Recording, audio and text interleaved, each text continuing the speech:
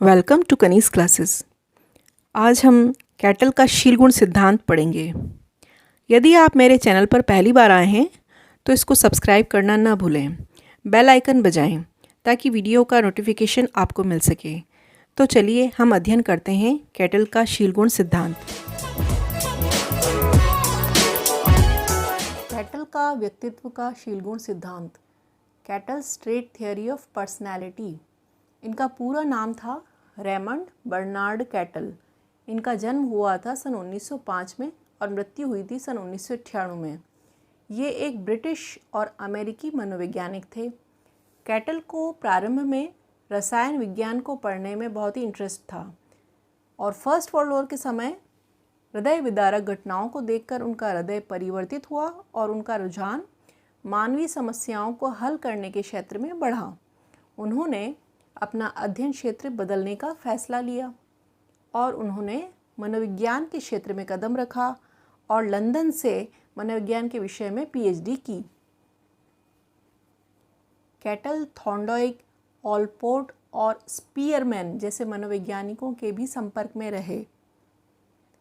Cattle ने अपने 16 व्यक्तित्व कारकों जिसे कि 16 पीएफ या 16 पर्सनैलिटी फैक्टर को बनाने में कारक विश्लेषण तकनीक फैक्टर एनालिसिस का प्रयोग किया। यहाँ पर प्रश्न उठता है कि कैटल ने 16 पीएफ को बनाने में कौन सी तकनीक का प्रयोग किया। उसका उत्तर होगा फैक्टर एनालिसिस या कारक विश्लेषण। और ये तकनीक किसकी थी? ये तकनीक स्पीयरमैन की थी। यहाँ पर दो शब्द आ रहे हैं, शील गुण और कारक विश्लेषण। हम इसको समझते हैं कि ये क्या है। देखिए, शील गुण को इंग्लिश में कहते हैं ट्रेट्स। शील गुण से तात्पर्य ऐसे वैयक्तिक गुण या विशेषक जो व्यक्ति में स्थायी रूप से पाए जाते हैं। इससे पहले वाले वीडियो ऑलपोर्ट के शील गुण के अंतर्गत हमने शील गुणों को बहुत ही डिटेल से पढ़ा है। देखिए, यहाँ पर एक दीवार दिखाई दे रही है। इसके अंदर छोटी छोटी सी ईंटों का प्रयोग किया गया है। तो ये सारी ईंटें मिलकर के एक दीवार का निर्माण कर रही है। इसी प्रकार से शील गुण मिलकर के व्यक्तित्व का निर्माण करते हैं। इसको हम एग्जाम्पल से समझ लेते हैं। जैसे कि मदर टेरेसा के अंदर मातृत्व का शील गुण था, गांधी जी के अंदर अहिंसा का शील गुण था। अब हम समझते हैं कारक विश्लेषण या फैक्टर एनालिसिस क्या होता है। मान लीजिए कि आपको एक बड़ा डेटा दे रखा है और उस डेटा को छोटे रूप में लाना है। मान लें कि हम एक गांव का सर्वे करते हैं। वहाँ पर हमने 500 तरह के अलग अलग प्रश्न पूछे हैं। अब हम इन 500 जो प्रश्न होते हैं ना, इनको हम क्या करेंगे कि 10 अलग अलग हेडिंग में या भागों में विभाजित करते हैं। और ये जो 10 भाग होंगे ना, यही क्या कहलाएंगे? Factor analysis. Factor analysis. देखिए, अब हम इसको समझने का प्रयास करते हैं। जैसे कि 10 हेडिंग्स में, जैसे मान लीजिए कि हमने आय से संबंधित 10 प्रश्न रख लिए, उसके बाद व्यय से संबंधित 10 प्रश्न रख लिए, फिर हम लेते हैं वहाँ की स्वास्थ्य सुविधाएं किस प्रकार की हैं उस गांव की, इससे संबंधित प्रश्न रख लिए। फिर एजुकेशन कैसी है वहाँ की, इससे संबंधित प्रश्न रख लिए।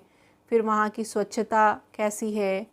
इस प्रकार से ये देखिए, ये सारी जो हेडिंग्स है ना, तो ये यहाँ पर क्या कहलाएगी? इसकी कारक विश्लेषण। ये सारे कारक कहलाते हैं इसके। तो इस प्रकार से 500 प्रश्नों को छोटे छोटे रूप में अलग करना ही फैक्टर्स कहलाता है।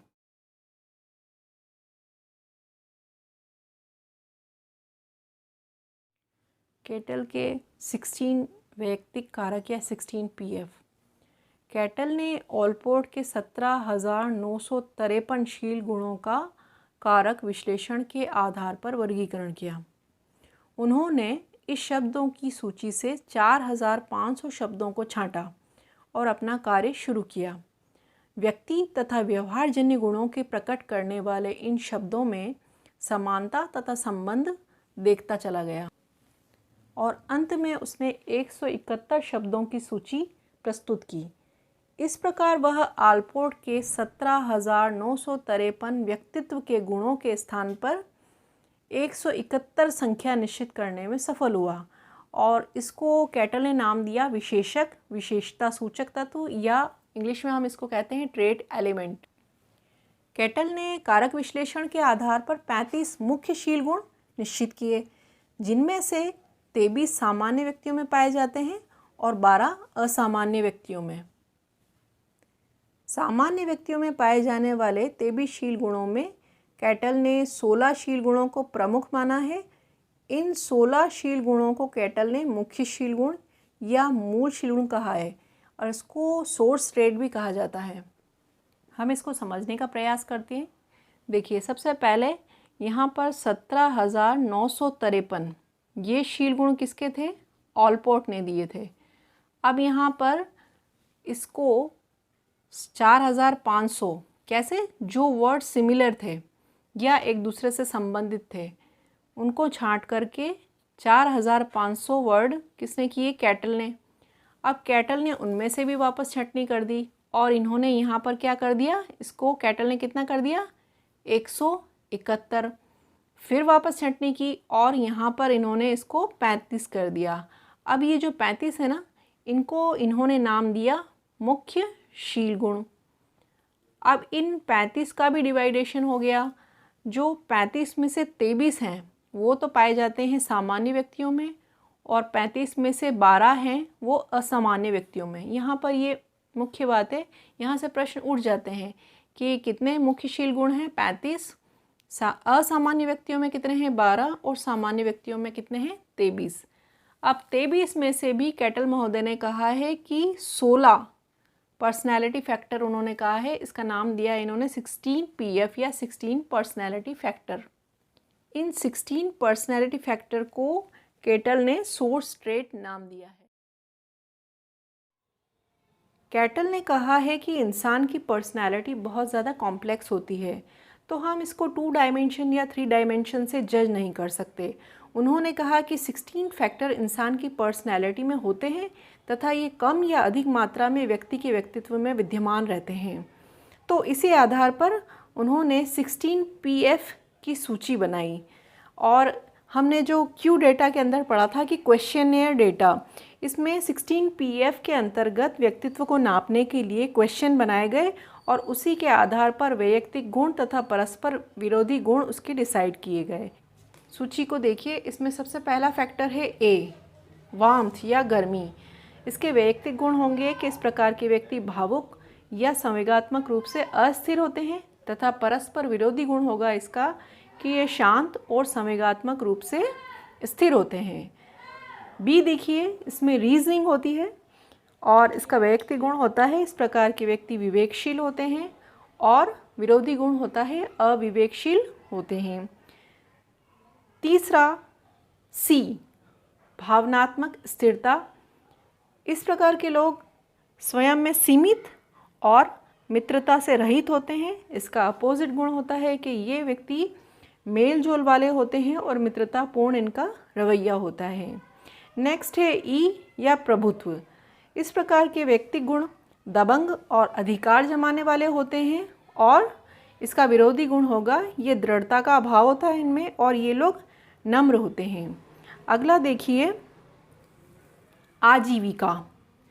ये लोग सादा और संयम होते हैं, गंभीर होते हैं और इसका अपोजिट है कि ये मस्त मौला प्रकृति के लोग होते हैं। नेक्स्ट है G, नियम या चेतना। ये अंतरात्मा से प्रेरित होते हैं और दूसरा है ये स्वहित से प्रेरित होते हैं। अगला फैक्टर देखिए H, सामाजिक साहस।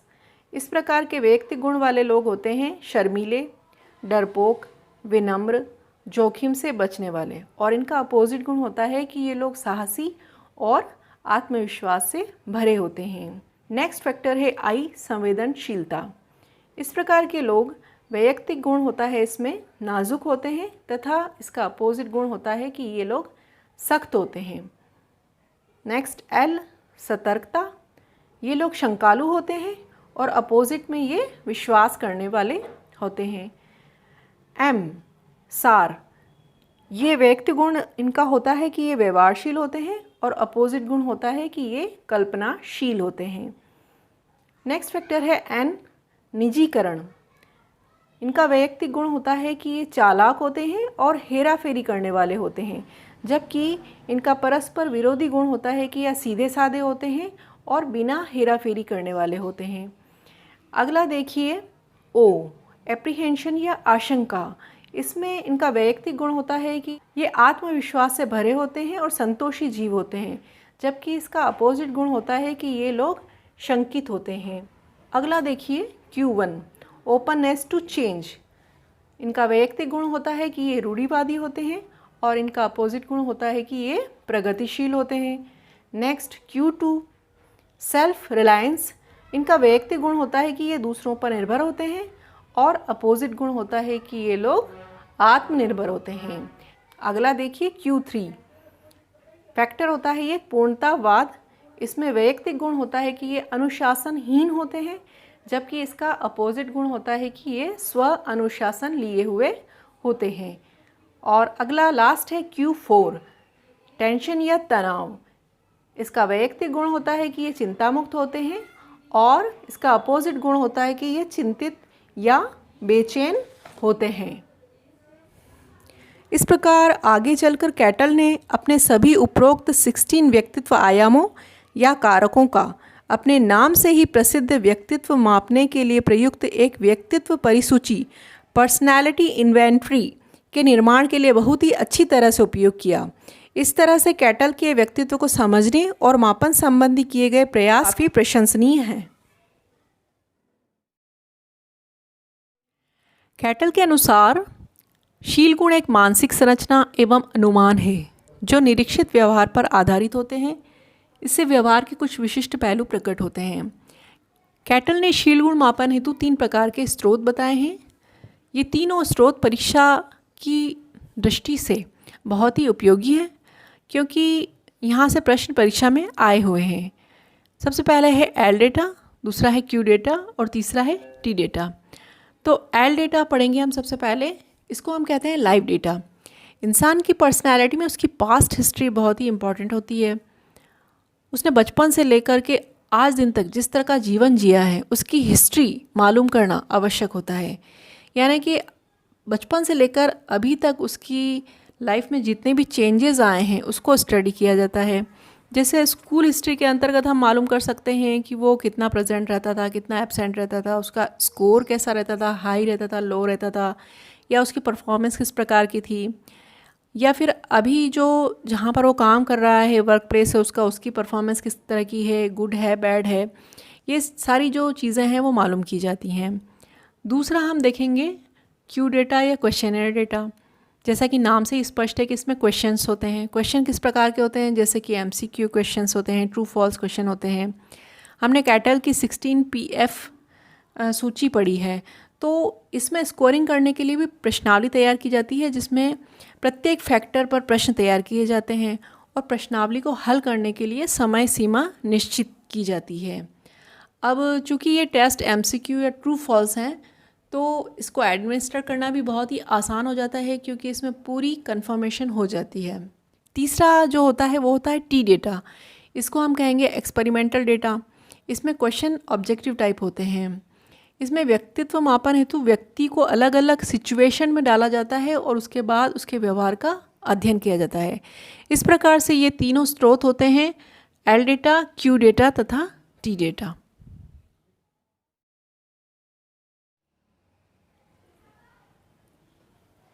अब हम चर्चा कर लेते हैं कि कैटल ने शील गुण के कितने प्रकार बताए हैं। कैटल ने शील गुणों के मुख्यतः 2 प्रकार बताए हैं।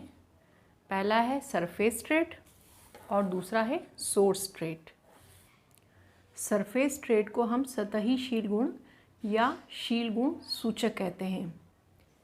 सतही शील गुण की व्यक्तित्व के निर्माण में बहुत ही महत्वपूर्ण भूमिका होती है और इन सतही शील गुणों की संख्या अधिक होती है। सतही शील गुण व्यक्ति के ऊपरी सतह पर स्थित होते हैं, अर्थात जैसे हम किसी व्यक्ति को मिलते हैं तो उसको बाहर से देखने पर ही हमें ये मालूम हो जाता है कि उनके शील गुण किस प्रकार के हैं। तो इसे कहते हैं सतही शील गुण। ये शील गुण व्यक्ति की दिन प्रतिदिन की क्रियाओं में आसानी से व्यक्त होते हैं। इसको हम एग्जाम्पल से समझ लेते हैं, जैसे कि सामाजिकता। कोई भी व्यक्ति हमको दिखाई देता है कि वो बहुत ज़्यादा सोशल है ना, तो वो उसका बाहरी स्थिति है जो हमको दिखाई देती है। निस्वार्थ है और बहुत हंसता है या प्रसन्न रहता है या उसको बहुत गुस्सा आता है या वो दुखी है, तो ये सारी चीज़ें जो बाहर से व्यक्त होती हैं उसको हम कहते हैं सरफेस ट्रेट। दूसरा हम पढ़ेंगे सोर्स ट्रेट। इसको हम हिंदी में कहते हैं मुख्य शील गुण या स्रोत शील गुण या मूल शील गुण। इनकी व्यक्तित्व निर्धारण में बहुत ही महत्वपूर्ण भूमिका होती है। इनकी जो संख्या होती है ना, वो सरफेस ट्रेट से कम होती है। जैसा कि हमने ऊपर पढ़ा है कि सरफेस ट्रेट बाहर से व्यक्त हो जाते हैं, लेकिन इसमें इनकी अभिव्यक्ति आंतरिक होती है, अर्थात यह सत्यशील गुण के समान दिन प्रतिदिन की क्रियाओं में स्पष्टतः व्यक्त नहीं होते हैं। सतही शील गुणों के आपस में मिलने पर मुख्य शील गुण उत्पन्न होते हैं। ठीक है, अब देखिए यहाँ पर जैसे कि निस्वार्थता, ये एक सतही शील गुण है। उसके अलावा सामाजिकता और हास, ये भी सतही शील गुण है। अब इन तीनों को मिलाकर के मूल शील गुण का निर्माण होता है मित्रता। परीक्षा में यह प्रश्न पूछा गया है कि मित्रता मूल शील गुण का निर्माण किन सतही शील गुणों से मिलकर बना होता है। तो निस्वार्थता, सामाजिकता और हास से मित्रता मुख्य शील गुण बनता है। कैटल ने सरफेस ट्रेट और सोर्स ट्रेट इन दोनों को तो मुख्यतः बताया है, लेकिन इसके अलावा भी उन्होंने अन्य शील गुणों की भी चर्चा की है। सबसे पहले देखिए, कैटल ने यहाँ पर बताया है सामान्य शील गुण, या इसको इंग्लिश में हम कहेंगे कॉमन ट्रेट्स। ऐसे शील गुण जिनका कुछ अंश सभी व्यक्तियों में अवश्य ही पाया जाता है, जैसे प्रत्येक व्यक्ति में बुद्धि की मात्रा तो होती ही है। ऐसा तो है ही नहीं कि कोई व्यक्ति जो है उसके अंदर बुद्धि नहीं होती, सभी में होती है। तो ये एक सामान्य ट्रेट कहलाता है। और प्रत्येक व्यक्ति में बहिर्मुखता भी होती है। हमने पहले पढ़ा है कि दो प्रकार के व्यक्तित्व होते हैं, अंतर्मुखी और बहिर्मुखी। तो यहाँ पर बहिर्मुखी व्यक्तित्व तो होता ही है, या फिर सभी में अंतर्मुखी व्यक्तित्व भी होता है। तो इस प्रकार से ये जो ट्रेट होते हैं ना, इसको कहते हैं हम सामान्य ट्रेट। दूसरा शील गुण बताया है अद्वितीय शील गुण। इसको इंग्लिश में हम कहते हैं यूनिक ट्रेट्स। ऐसे शील गुण जो एक अथवा कुछ ही व्यक्तियों में विद्यमान होते हैं। जैसे टेनिस जो है ना, टेनिस खेल, उसकी रुचि हर व्यक्ति को नहीं होती है, और राजनीति में भी प्रत्येक व्यक्ति इंटरेस्ट नहीं रखता है। तो इस प्रकार से कुछ ही व्यक्तियों में ये शील गुण विद्यमान होते हैं। इस प्रकार के शील गुणों को हम कहते हैं अद्वितीय शील गुण। अगला शील गुण है योग्यता शील गुण या एबिलिटी ट्रेट्स। ऐसे शील गुण जो हमारे कौशलों का वर्णन करते हैं और ये बताते हैं कि हम लक्ष्य को प्राप्त करने के लिए किसी कार्य को कितनी कुशलता के साथ करने में सक्षम हैं। जैसे कई खिलाड़ियों के बारे में हम सुनते हैं कि वो बहुत ही टैलेंटेड खिलाड़ी है, परंतु वो अपने टैलेंट का उपयोग सही प्रकार से नहीं कर पाता है और वो अच्छी प्रकार से नहीं खेल पाता है। इसी तरह से हम एक और उदाहरण लेते हैं, जैसे कि बहुत सारे स्टूडेंट्स होते हैं, वो पढ़ने में तो बहुत अच्छे होते हैं, लेकिन उसके टीचर को हमेशा ये शिकायत होती है कि ये स्टूडेंट है तो बहुत अच्छा, लेकिन ये अपने टैलेंट का उपयोग सही प्रकार से नहीं कर पा रहा है। तो इस प्रकार के गुणों को हम क्या कहते हैं? योग्यताशील गुण। अगला शील गुण है स्वभावशील गुण, टेम्परामेंट ट्रेट्स। ऐसे शील गुण जो हमारे द्वारा हमारे पर्यावरण के प्रति की गई अनुक्रिया की सामान्य व्यवहार शैली का विवरण देते हैं। अगला शील गुण है गतिशील शील गुण, डायनेमिक ट्रेट्स। ऐसे शील गुण जो व्यवहार के लिए चालक बल का कार्य करते हैं। ये हमारी प्रेरणाओं, रुचियों और महत्वाकांक्षाओं को परिभाषित करने का कार्य करते हैं। अर्थात व्यक्ति कोई भी व्यवहार करता है तो उसके पीछे उसका इंटरेस्ट और क्या मोटिवेशन है, ये इसको परिभाषित करने का कार्य करते हैं। कैटल ने गतिशील शील गुणों के 3 प्रकार बताए हैं। पहला है अर्क्स, दूसरा है मनोभाव या सेंटिमेंट्स, और तीसरा है मनोवृत्ति या एटीट्यूड। केटल के गतिशील गुणों में सबसे पहले है अर्ग्स। यह शब्द ग्रीक भाषा के अर्गोन से बना है, जिसका अर्थ होता है कार्य या ऊर्जा। केटल का मत है कि अर्ग एक गतिशील शीलगुण है जो कि उसके स्वामी को अन्य की तुलना में कार्य, क्षमता अथवा बुद्धि में श्रेष्ठ बनाता है। ये प्रेरणा की बुनियादी जन्मजात इकाइयाँ होती हैं। जब हम लोग कुछ को स्वप्रेरित कहते हैं तो हम उसके अर्ग की बात कर रहे होते हैं। यह एक शरीर गठनात्मक स्रोत शील गुण है। इन्होंने अर्ग के 11 प्रकार बताए हैं। पहला है उत्सुकता, यौन, सामुदायिकता, बचाव, आत्म दृढ़ कथन, सुरक्षा, भूख, क्रोध, विरक्ति, आग्रह और आत्म विनम्रता। गतिशील शीलगुण के अंदर दूसरा है मनोभाव या सेंटिमेंट्स। ये वातावरण जनित शीलगुण होते हैं जो कि सामाजिक अथवा शारीरिक क्रियाओं, कार्यों के फलस्वरूप अर्जित होते हैं। ये सीखी हुई अभिवृत्तियों का एक ऐसा पैटर्न है जो जीवन के महत्वपूर्ण पक्ष जैसे कि व्यक्ति के समुदाय, संबंधी, व्यवसाय, धर्म आदि पर केंद्रित होते हैं। अगला बिंदु है मनोवृत्ति। मनोवृत्ति को इंग्लिश में कहेंगे एटीट्यूड। व्यक्ति द्वारा किसी क्षेत्र, वस्तु या अन्य व्यक्ति में दिखलाई गई अभिरुचि से होता है। यह किसी स्पष्ट व्यवहार के रूप में होती है। अगला शीलगुण है शारीरिक शीलगुण। इसको हम कहेंगे कॉन्स्टिट्यूशनल ट्रेट्स। ऐसे शीलगुण जो जैविक स्थितियों में उत्पन्न होते हैं, लेकिन यह आवश्यक नहीं कि वे जन्मजात होते हैं। जैसे कि शराब का अधिक सेवन। व्यक्ति जन्मजात शराबी नहीं होता, बल्कि जैविक स्थितियों के कारण भी वो शराब अधिक पीता है। और जन्मजात वो लापरवाह भी नहीं होता और बहुत ज़्यादा बातें करना उसकी आदत होती है, या जैविक स्थितियों के कारण भी वो बातूनी हो जाता है। ये आवश्यक नहीं कि वो जन्मजात हो। अगला शीलगुण है पर्यावरण आधारित शीलगुण। ऐसे शीलगुण जिनकी उत्पत्ति हमारे चारों ओर मौजूद वातावरण के प्रभाव के फलस्वरूप होती है। जैसे व्यक्ति की भाषा। हम लोग जो जहाँ पर रहते हैं, जिस स्थान पर रहते हैं, तो वहाँ पर स्थानीय भाषा का प्रयोग करते हैं। तो ये जो भाषा है वो हमारे चारों ओर मौजूद वातावरण से प्रभावित होती है।